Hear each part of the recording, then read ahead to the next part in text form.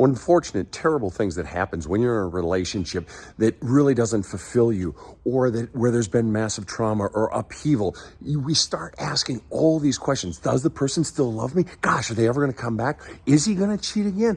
But is she really a narcissist, or am I just imagining it?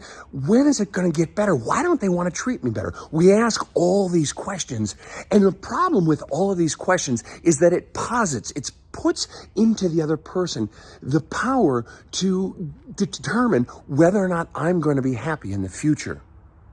The problem is that you're asking the wrong question. You're asking questions about your long-term happiness based on what they're doing or who they are, or are they going to change?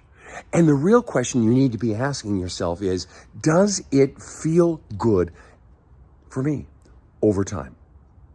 See, the problem that you're doing is you're trying to siphon answers from them rather than asking yourself, has there been a long-standing pattern of behavior that does not feel good?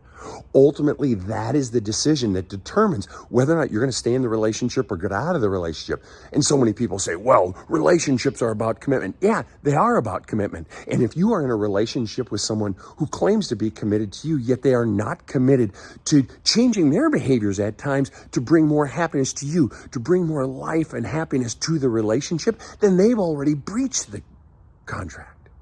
See?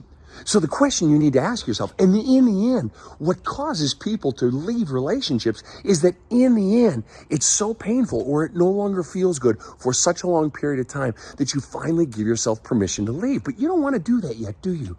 Because on the other side of it is, you're terrified of someone's judgment. You're terrified of your lover blaming you or backlash against you. You're terrified of hurting your lover. You're terrified of what your friends will think or what society will think. You're terrified of what your own parents will say. Or the big one, you're terrified of what your children will think of you, aren't you? Right?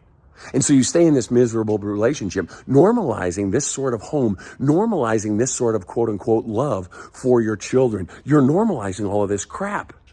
This emotionless or damaging environment. You're normalizing all of this, and it's coming through in all of your actions, all of your decisions, everything with your kids. And you say you're terrified of your kids. So you're keeping them and you're keeping you in this ugly situation because you're afraid of your kids not being happy with you. You so need to be liked by your own children that you're keeping everyone stuck in this fucking situation. So the root problem is that you're waiting for someone else's determinations or actions or something to determine whether or not you stay in a relationship, rather than asking yourself, does it feel consistently bad over an extended period of time? Are you reading the patterns? And at what point do you realize this is miserable for me, and that's enough? Have a kick-ass day.